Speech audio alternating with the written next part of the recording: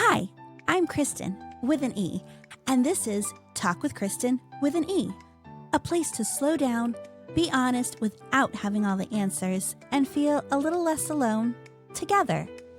Let's talk it out. Hey everybody, welcome back. It's another day. We have Alexis here, and I'm so excited about this topic, especially because of the take we're taking on it. But before we get into that, let's first say hi to Alexis. Hi, Alexis. Hello, it's good to be back. I'm excited about this topic too. So, today we are talking about boundaries, and we have talked about boundaries on the podcast before, but it's kind of been in a business sense and kind of how you do it in a professional way.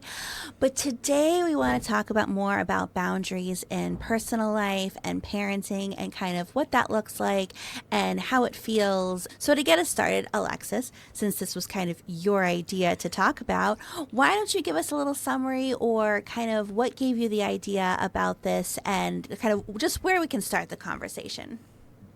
I have 5 kids, so my life can be crazy and there is time for myself, but it can be very disjointed and everybody can be asking me 500 questions. And sometimes it sounds like a lot, but it's really the truth. And so we also homeschool, so I'm not usually away from my family much. I just realized boundaries, like in motherhood, I think can be discussed more than they are. I know that this can be like a taboo topic, like we do everything for our kids and we always have to do that. But the reality is, as I personally know, you will burn out doing that and it's not sustainable. And I always want to preface this by saying, you don't have to do what I do. What works for me is maybe not going to work for you. And you might look at me and say, oh, that's a terrible idea. But there may be things that you do that I would look and say, I wouldn't do that. It's just what works for each family. If there's an emergency, the boundaries go out the window. Like emergencies, if kids truly need something, you don't have your boundaries. If, it's common sense. It's not just a dogmatic, we don't do that, because that's not life. Right. No, and I think your disclaimer is so important because to add on to that, like, these are just the personal opinions of me and Alexis. And like you said, Alexis, what works for one family may not work for somebody else. And there's no judgment towards anybody else of how they run their households or their families or the personal boundaries they make on themselves. It's just, yeah.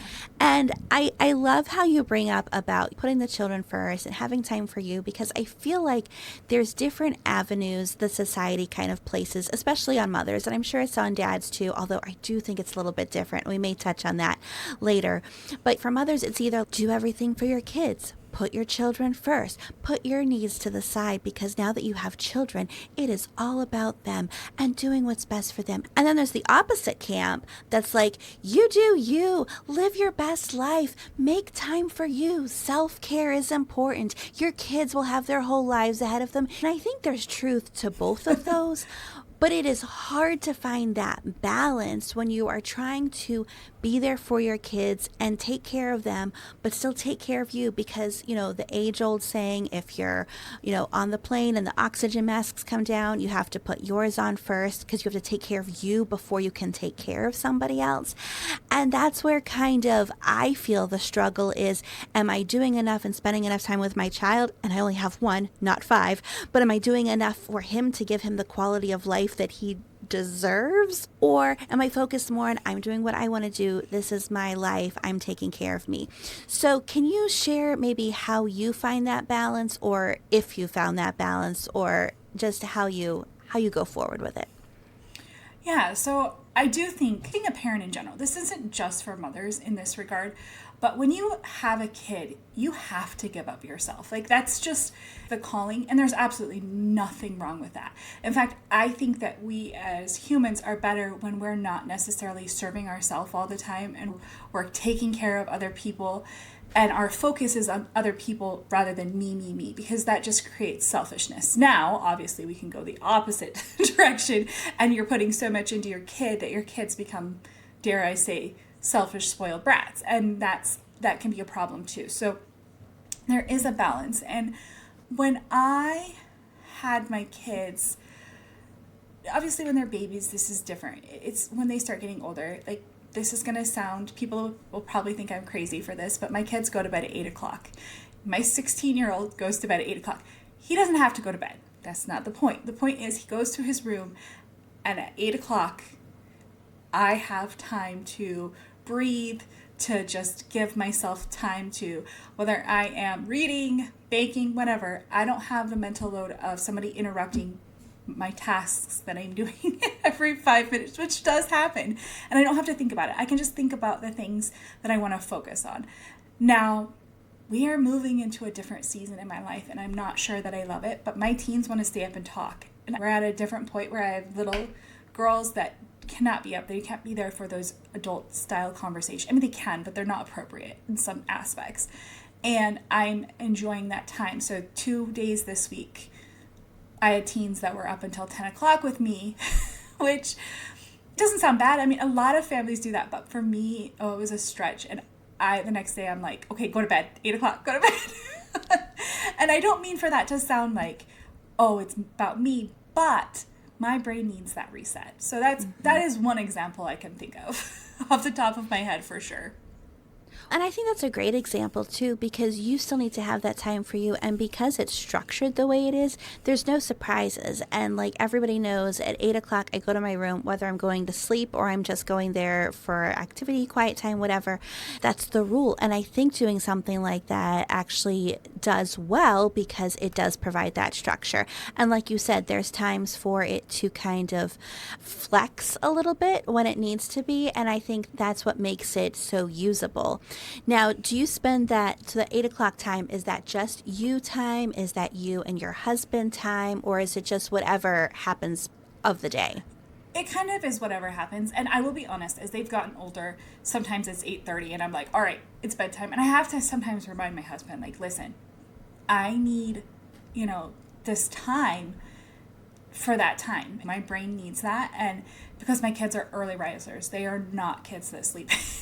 The idea of getting up early before your kids does not work in my house. I love the idea of having kind of that schedule. Ours isn't so much that, but I do want to go back to something you said earlier too about how, you've got teenagers now and things do change, because I think that's an important point to bring up also in the seasons, because when your children are little, they do need so much more time and you're spending time with them. Like I remember when my son was little, we would spend time together all the time. We were going to the library, we were going to the playground, we would get up early on Sundays and watch like Mickey Mouse Clubhouse and just play in the living room, and we were always doing things together. And I didn't need time away from him because I would go to work, and like the time we had was so special.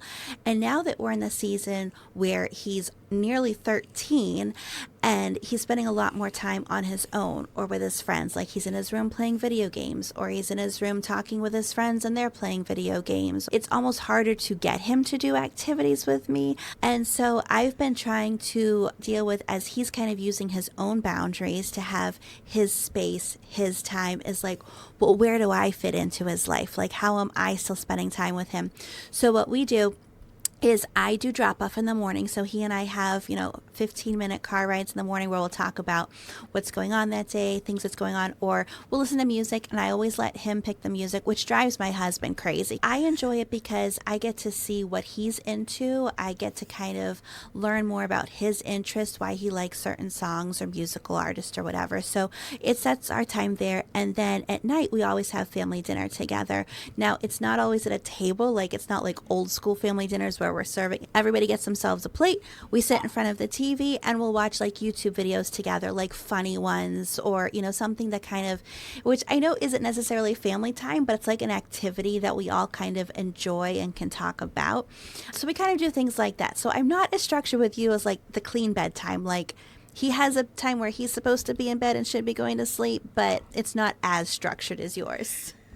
I love that you guys sit and eat together, because that is like a non-negotiable in our house. Granted, my oldest is working now and things are a little different, but it's always kind of been, if you're home, you're at the table eating with us. Also, this is one thing that's changed. Like, we used to have a boundaries of no screens and for my kids. My kids didn't have stuff, but they rely on some stuff for online now. And of course they found YouTube. So yes, some of our favorite things to do now is sit and watch like videos with them. I don't always love it. I don't think it's the best thing, but that's where our society is. And I'm not saying that like, oh, you have to follow what society says, But I also want my kids to be literate in what's going on, and they're not like out in the world and just like, what's this, because we do homeschool, so they don't see a lot of everything at school. So I love that you guys do that, because I think that that's just kind of normal, but also you have the boundary of you're doing it together, Yeah. And I do, you mentioned how, your teens wanted to stay up and talk late. And my son had done that a week or so ago. My husband was in the shower and I was in the living room, I think reading. And he came out and just started talking with me. Like, it wasn't anything formal. Like, he just sat there and he's like, hey, Mom, so this happened at school. And so I put my Kindle down and he had my, 100% undivided attention. And my husband told me later, because, the bathroom is kind of on the other side of the living room, and he's like, I heard you guys talking, so I just didn't come back out. He's like, because I know you need that time, because again, like, my son talks to me and we have a good relationship, but it's still kind of on his time. So a lot of that is just kind of having those boundaries flex. And I do want to also clarify something. I said we eat together every night. We do every night that we're home, like you pointed out. But that's where my time kind of comes in. I do once a month, and I think I've mentioned this before. Once a month, I go to Sushi Squad with a couple of my girlfriends. Sometimes it's on the weekend. Sometimes it's after work one night. And so I'm not with them for dinner because that's my time to go see my girlfriends and kind of catch up. It's a recurring thing. Everybody knows that one night a week, I am going to be at Sushi Squad. And there's sometimes other things like that. My friend Karen and I will often go to author events. There's times like that where I'll go for dinner and an author event. I think you have some things like that too. It's not like I'm abandoning my family. They're planned. They're on our family calendar. There's no surprises. But that's kind of where I still have the me time. Do you have things like that too, where there's things that just you do so that you have your own personal or your own social time? Yeah, and this is where it's kind of been hard, because I haven't always had that. When we lived in Michigan and Anthony was working, like, he would work and had 3 hours total in drive time for a commute. So it was, and if there was snow, it was a lot more. I didn't always have that ability because getting a babysitter it was not worth that. But at the time, in the weekends, I had my photography business. And so that was an outlet as far as that. Nowadays, I kind of just go when I want. And that sounds terrible, but it's not, because my kids are old enough to stay by themselves. And my husband works from home. So the reality is I can come and go as I please. But I have a homeschool moms that I try to do once a month. And so I will miss dinner for that. The other thing, during the afternoon, I go in my room, or I will leave sometimes, and I either read. Sometimes I have to take a nap. After teaching 5 kids all of their stuff, my brain just needs like a total reset. So that is kind of a non-negotiable too in my house, that's my time. And to be honest, sometimes I would rather do that, is just sit and read and work on stuff, whether it's journaling or other things, or just taking a nap. Those are kind of those things that I do. Well, and here's another question. If we can talk about mom guilt for a moment, because I have a lot of thoughts on this, but as you talk about, just kind of going away and taking a nap and doing your activities, do you have mom guilt over that? Or are you like, whatever, this is my time, leave me alone? I've had to really think about this and think, is this the best use of my time with my kids? Because there is that mom guilt, but for a large part, that is what I do. And it really is. When I was getting up very early, I had to, or I could not. I'd get to 4 o'clock and 5 o'clock and my brain was so foggy. But I'm a better mom for it in the evening, and I can put more into it rather than just like I'm sitting on the couch and I'm not, talking to you guys because I'm just so tired, which sounds ridiculous, but that is kind of, especially when I had nursing babies. When my babies were nursing, there was no way I could get through a day without a nap. So, because my kids are like up every 2 hours when they're babies. Oh my. Sometimes I feel guilty because the time that I do spend with them in the morning is we're doing school. It's not like we're playing games. I mean, sometimes we play games for school, but it's very much it's not like a parent-child relationship. It's a teacher-parent-child relationship. I feel like I struggle with it sometimes, and it may not be in the moment, and sometimes it's after, because my son's 12, almost 13, so I've had 12 years with him. But realistically, I only have less than 6 more if he leaves after high school. And I look at it and I'm like, did I spend enough time with him when he was little? Like, I didn't realize that I wasn't going to have as much time with him now.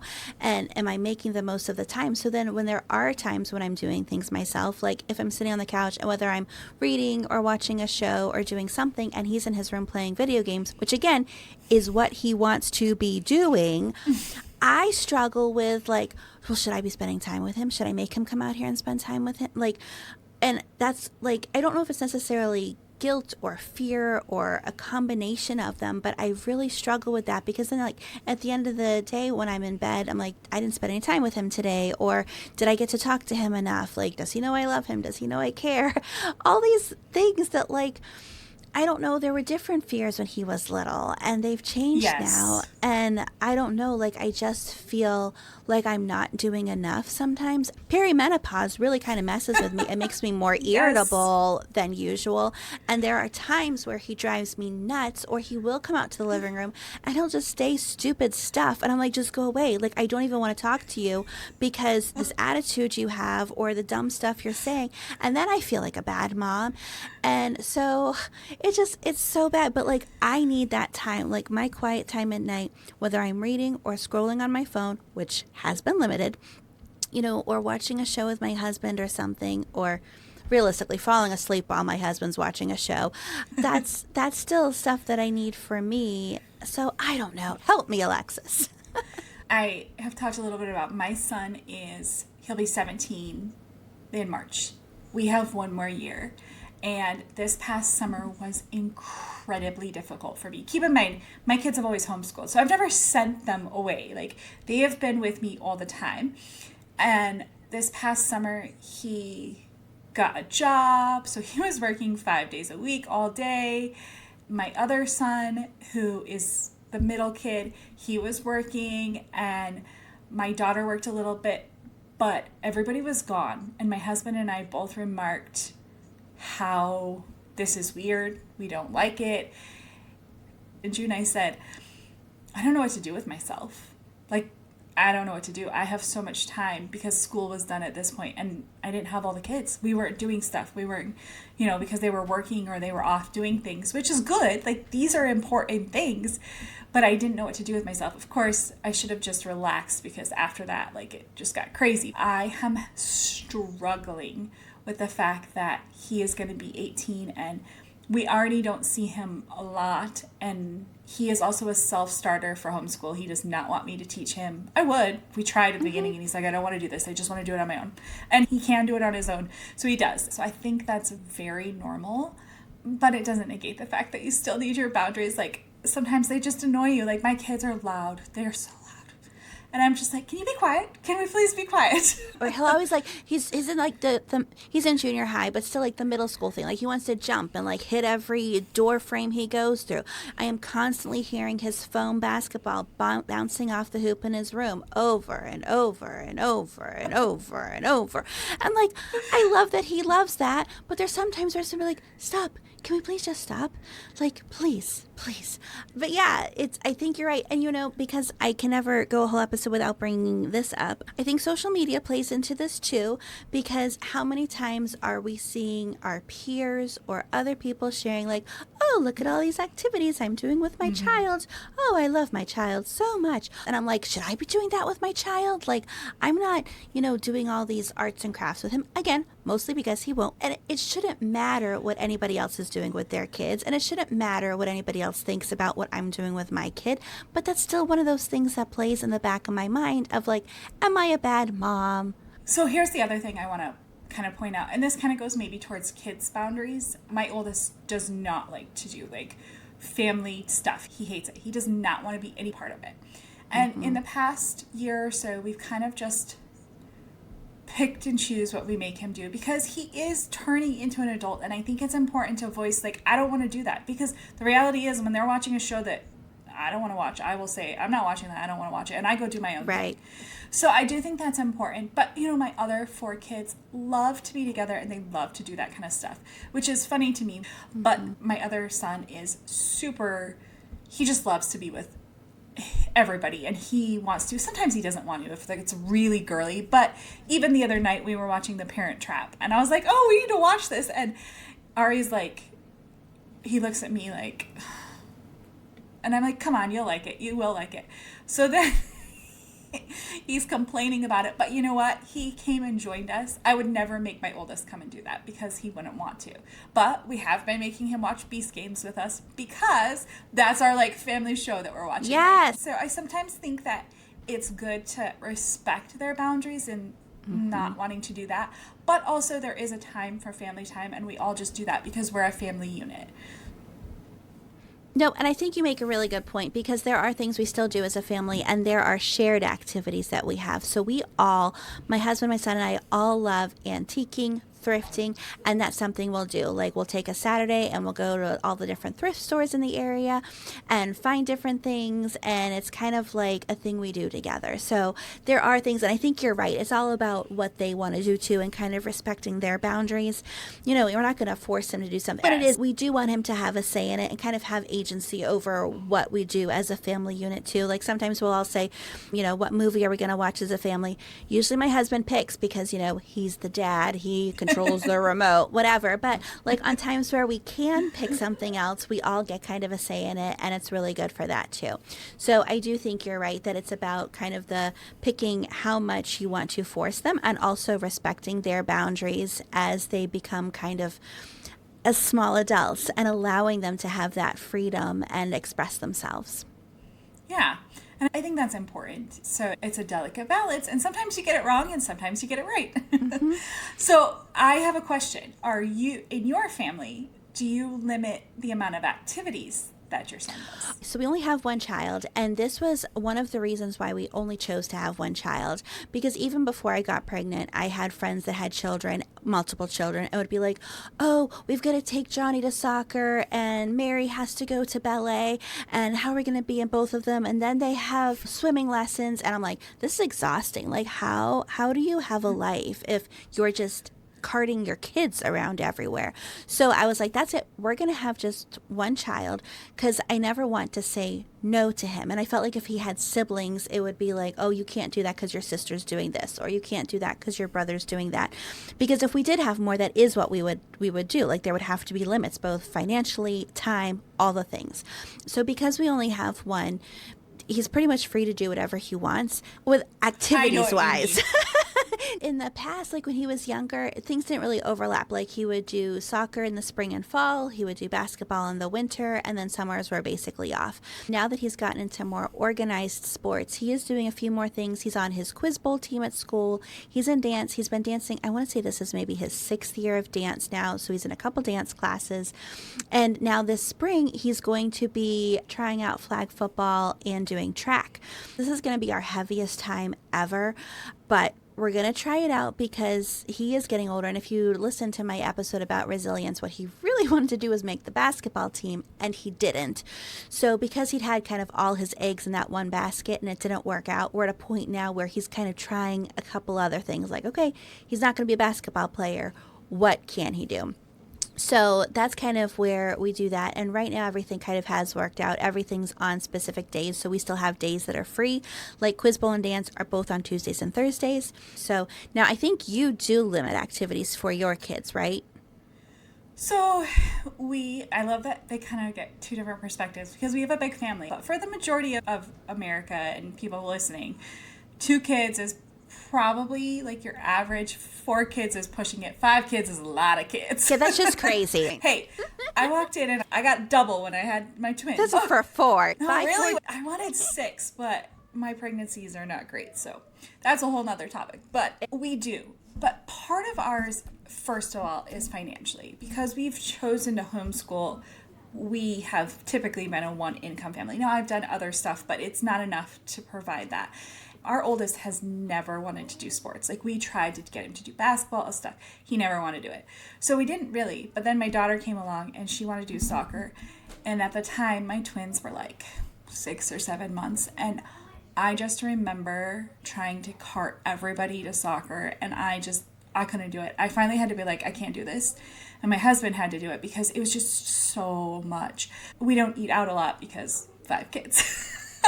So always just trying to keep everything going in that.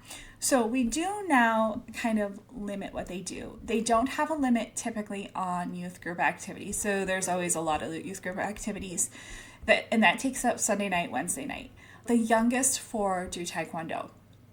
And they probably could do other stuff, but we've also added choir on Thursdays, which is good. That's like their school stuff. It's not, that is more school. It's not an extracurricular activity in my mind because they're doing their music. It's their music credits.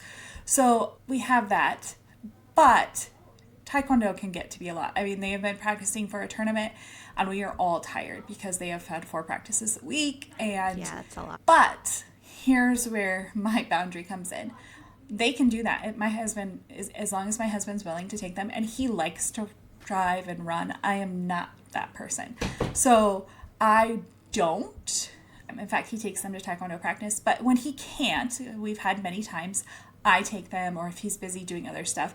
And I always show up for their belt tests and things like that. So it's not that I'm not there, but I personally cannot be gone all the time because I have a home to run. And I know that sounds ridiculous, but that's my job. And so I have to be here to get my job done, or you're not going to have laundry and you're not going to have like food. And yes, they could do it, but also they have school, which takes up a lot of time and things like that. So yeah, I think we haven't delve too much into it because there hasn't been a lot of other stuff that they want to try. So I don't know. We're kind of at that. We haven't necessarily made it, but financially probably it would be because everything is so expensive.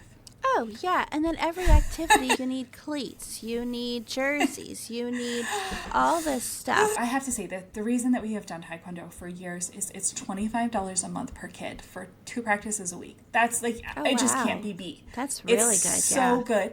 And I think we pay for some of it with our taxes because it's at a rec center, but honestly, I don't care. But like Armor, they've been saving for that themselves. And they had Armor available to them through the rec center that they could use, but they all want their own Armor. Mm-hmm. So they have been saving, but I did spend money on Armor this week for their tournament. That's fine. It's close to like $400. And I think this was a good way to bring up because, when we first started talking, I was thinking boundaries as kind of like the time-bound ones, like you talked about, like the 8 o'clock bedtime, or like I talked about having the my time kind of thing. But I think you're right. There's also the financial boundaries and the child's personal boundaries. Like there's a lot of different boundaries that kind of go into functioning in a healthy way so that everybody gets what they need. So I appreciate how we've been able to pull all that out. Yeah, are there any other boundaries? It's just interesting how the dynamics in each family, like, we didn't necessarily think about activities. So I think it's so interesting. Probably in hindsight, I might have. And we might have stopped earlier, but maybe not. Oh, you wouldn't have. I always wanted a lot of kids, so I don't know that we would have. But I think it's funny. And there are times, I'll be honest, when this past week was crazy. We had dentist appointments, eye appointments, choir, Taekwondo practice. And it was all in 1 week, plus trying to get school done and everything else. And I said, I don't know what I was thinking having this many kids because it's a lot. Well, we made it. Aww. 3 hours in the car and I'm just so done. Right. They had eye appointments in the morning and then I was in the car for 3 hours and I just said, oh, I'm so done. I'm so ready to be home. I also had to recognize the fact that I was just overwhelmed and I needed to figure out how to deal with that. So that's where boundaries can come in. You just get overwhelmed and you have to think about it. Well, I think that's when you kind of know where you need to, and you almost need to tag out, and not completely, but just like, hey, I'm realizing that I'm reaching my point and I need to kind of step back and make some time for me. And I think that happens in the professional world or the personal world. There's only so much you have a capacity to take, mentally and emotionally, and that it's more important for you to take that step back and focus on you before, you blow up at a kid or something. So I think it's important that you kind of can sense that about you and kind of know where your limits are.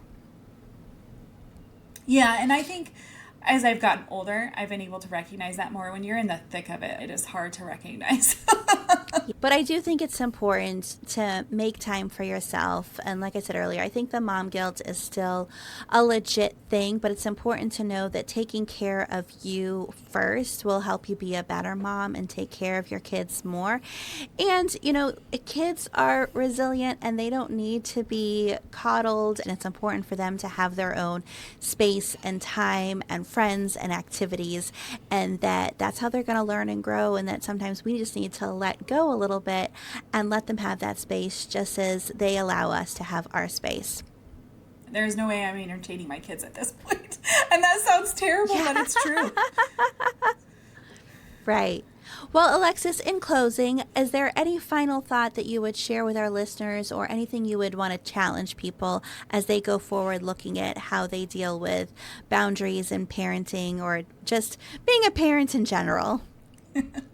Children are such a blessing, and it's really okay to take time for yourself so you can be the best parent that you can for them. That doesn't mean you have to spend every waking moment coddling their needs and, keeping track of them. I would agree. Make the time for you, make time for them, and just find something that works for you and your family. All right, Alexis. Well, I appreciate your time. And, I'm sure that you'll be back and we'll talk about more things on here again soon. Thank you. Thanks for spending this time with me. I hope this conversation made you feel a little less alone. Take care of yourself, and I'll talk with you soon.